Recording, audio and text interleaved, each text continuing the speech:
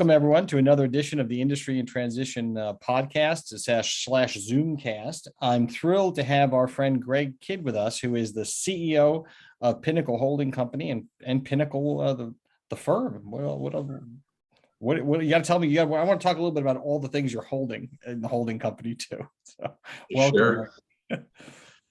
Yeah, hopefully we'll have enough time. Well, I think we gotta talk enough so that people get some idea, but not bore them. So that's always that's always the balance. And we said holding company, and it is interesting, right? Because Pinnacle is more than just an advisory firm. It has some other side. I think people would be interested in hearing how the firm's structured. Sure. So we certainly in 1996, which is 25 years ago now. We started as Pinnacle Investments, which was a broker-dealer. Yeah. And after 10 years at a well-known wirehouse, myself and another gentleman left. We started Pinnacle, and after a year, that became a broker-dealer, and then ultimately a registered investment advisor. And for people who can't recognize your accent, tell them what part of the world this is all happening in. I'm in the metropolis of Syracuse, New York, where state New York, Buffalo Bills, and everything else. Oh yeah, it's 15 degrees today, but sunny, so it's a very good day here. But getting back to it, so we certainly were a broker dealer, RIA, and then over the years, not through brilliance or great planning, but we've stumbled into other businesses that we felt gave us an opportunity to help our clients and help us. And through that, we've ended up now with an RIA that's focused on the 403B industry, an RIA that's an asset management firm that manages portfolios for high net worth individuals, and an insurance agency, and then ultimately a professional employer organization, which is a PEO, which is a HR benefits payroll business, which is really our fastest growing part of our company right now. What's interesting about that is, for the advisors listening, is that guys that join, Pinnacle, there's an equity position, right, available for them. So if you join the firm, you're not just part of a RIA or a BD, you have all this other stuff, Yeah, and again, I'd like to say it was through brilliance and phenomenal planning that we've ended up where we're at, but we kind of view it as if on a very small scale, it's a little Berkshire Hathaway holding company with some diversified companies underneath it. And again, what's nice about that is we've had years where the market doesn't do well, but the PEO business does do well. So it really smooths out revenues, it smooths out profits for the company overall. And, from I get to own some stock perspective, I think it provides a nice diversification, since your career is so heavily tied to just the RIA business in many cases. This is a nice way to diversify your ownership in a company. Well, when you look at the landscape now for RIAs and for people moving, there's different incentives for people to move from a large, just like you did move from a wirehouse to go independent. There's payouts and there's upfronts, but I think the equity ownership piece is becoming more important as we go on. And I imagine it helps you run the company as well when everyone's feeling like they're an owner, not an employee. Yeah, 100% agree. And, it does create a vibe. It creates a brotherhood, so to speak, sisterhood that, once people realize, and we don't play games with share classes and this and that. Anybody who joins us owns the same shares I own. See, that's something that's critical, because I think it's, I've said this before, but it's a little bit like the cobbler's children have no, shoes, because advisors, it's amazing to me that they don't ask the questions when they join firms. Oh yeah, we have equity, we have partnership, we have ownership, and they don't ask, well, who actually owns the stock, or who's behind it? What's the venture or vulture firm that's sitting there that's really making the decisions? Right. Yeah. So one of the benefits of affiliating with us is I'm not smart enough to figure out all the different share classes and how to, put myself ahead of other people. So you get to sit right along with all of us in senior management, and we're certainly all on the same bus, hopefully going in the same direction.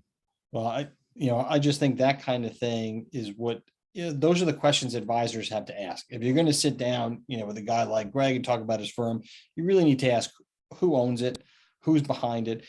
And just from, experience of having started a couple of these and talking to other founders all the time, your world is full of compromises when you take money from somebody else. It's completely, and you have different share classes. Now all of a sudden there's different treatment, and the CEO starts to lose a voice a little bit there. Right.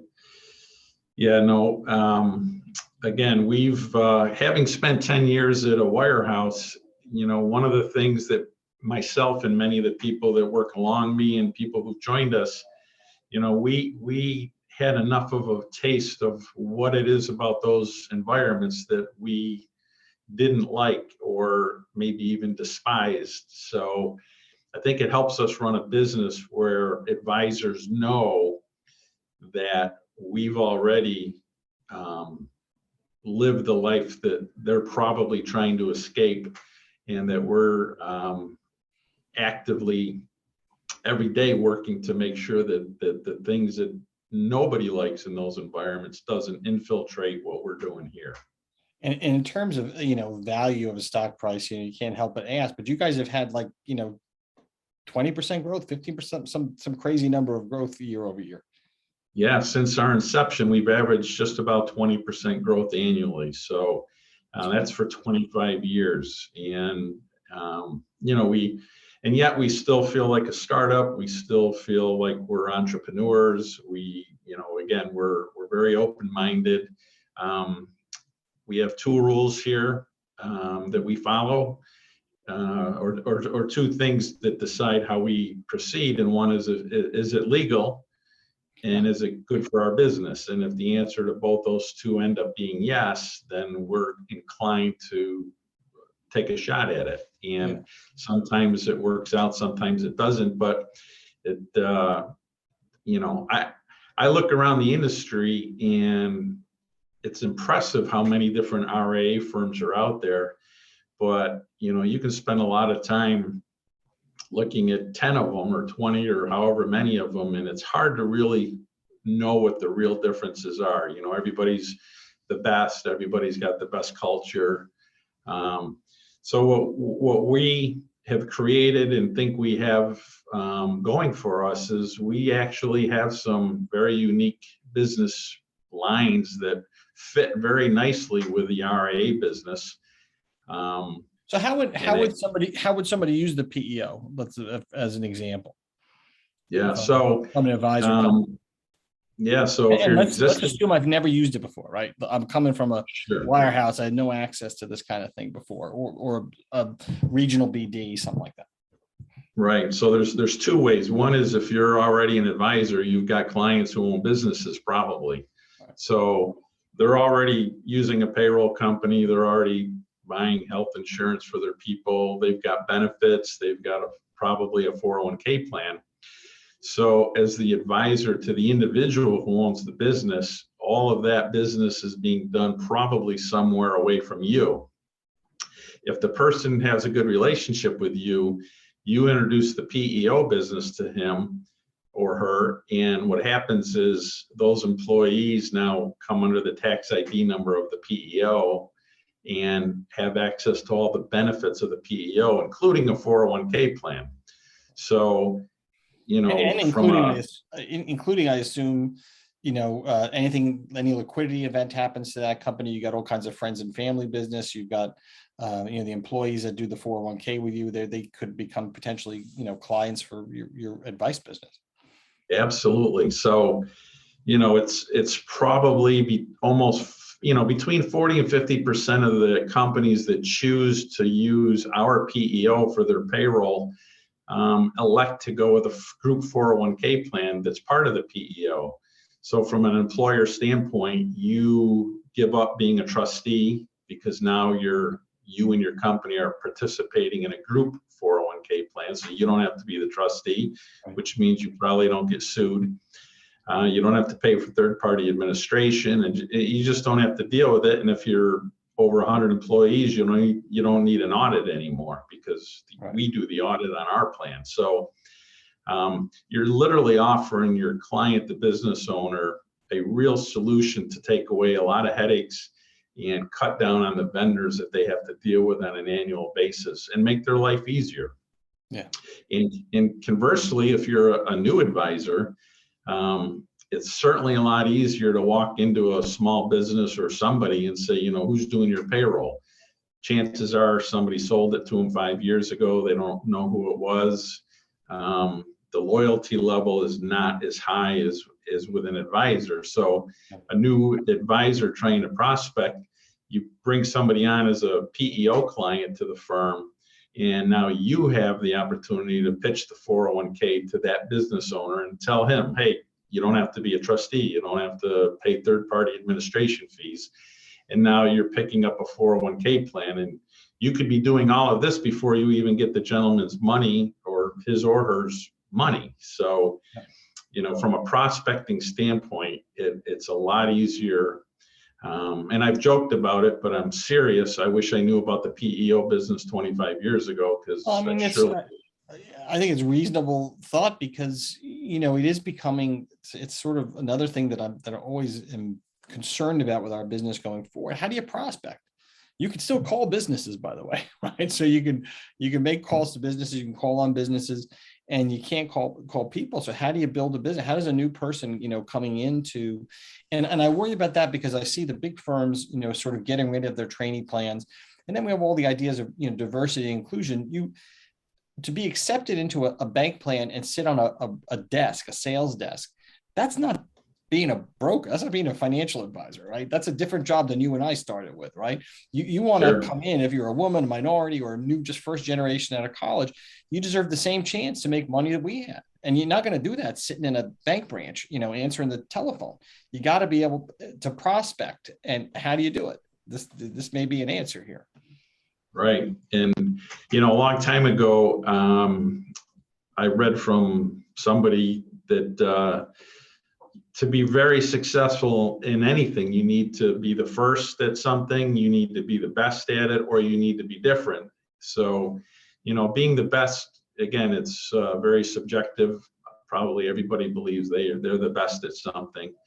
But we think we're the first broker dealer, RIA, PEO, and we know we're different. So we feel like from somebody who's looking for a little more entrepreneurial atmosphere, a little more opportunity than just, getting yourself in a channel and, having to do business within a very narrow way. We certainly offer an alternative that I don't think exists. And I hope this isn't being recorded and you're not going to show it to anybody, are you, Tony? No, everyone's going to know. We'll keep this secret, this part of it. Yeah, this part we need to keep secret. Well, that's one of those things where, good luck. If you can do it, you should have done it already. You know what I mean? I think, how did y'all fare with this stuff during the pandemic, with businesses being closed? I mean, what were the challenges? And maybe continuing challenges because of what's going on in New York. New York State's a pretty tough state with being locked down. I know you're everywhere, right? You're all over the country, but yeah. So it turned out equally the way clients needed an advisor to help them through the market turmoil that happened during COVID.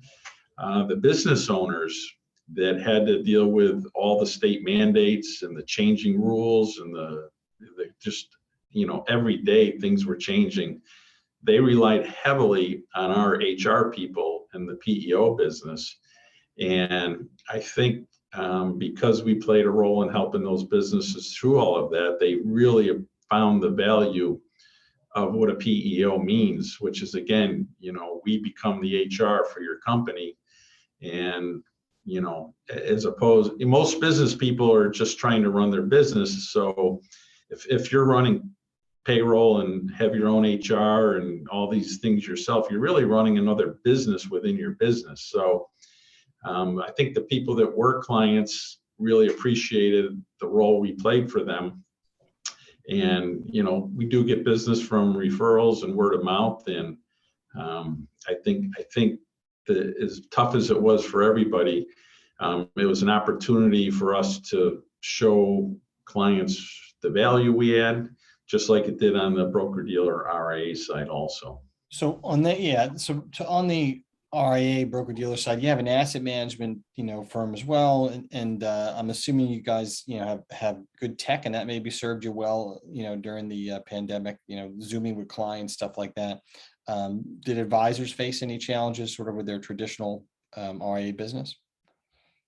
Not really. So again, we've one of the things we've done a long time ago is we're very long-term thinkers. So years and years ago, we had worked hard to have technology so that we could, hire a rep anywhere in the country and onboard them in a matter of days, with the technology, doing things paperless, doing things very efficiently. So it wasn't that hard for us to push everybody remote, which we did, like everybody did for a period of time there. So when we had to turn that switch on, we actually had everything in place to make that happen. And, one of the things we found in our main office in Syracuse, New York, is that maybe it's a credit. I hope it's a credit to the atmosphere and the type of firm we are. But, once people were able to, we've had everybody back in the office pretty quickly. Sometimes wearing masks when we were supposed to and things like that. But by and large, our people like being in the office. They like the camaraderie. They like the sharing of ideas, the things that, I know there's firms even in Syracuse that are big firms where their offices are still empty. And, I guess that's good for them, but it doesn't seem like a fun way to live.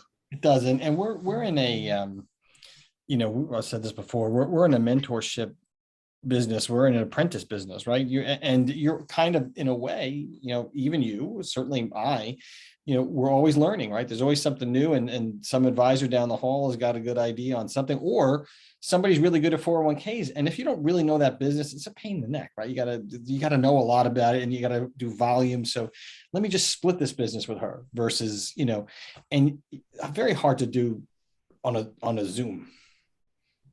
Impossible. It's impossible to do on a Zoom.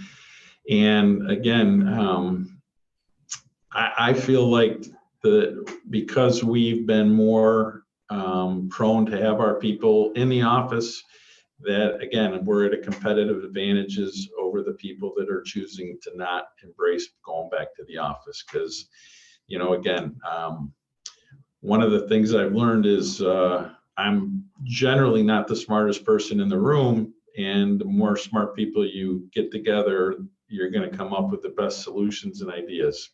Yeah, well, that's you and me both on that. So we definitely want to hire people smarter than me, but that's not hard to do, right? It's not. Well, look, we're actually already, over 20 minutes. So I think, people's tolerance for us is starting to wane, but sure, we can do this again. It was very interesting to hear about the innovative, I think, use of the PO business. I think that's great. And I think it, bodes well for you guys for the future. So thanks for being on, and we'll do this again. Great. I appreciate it.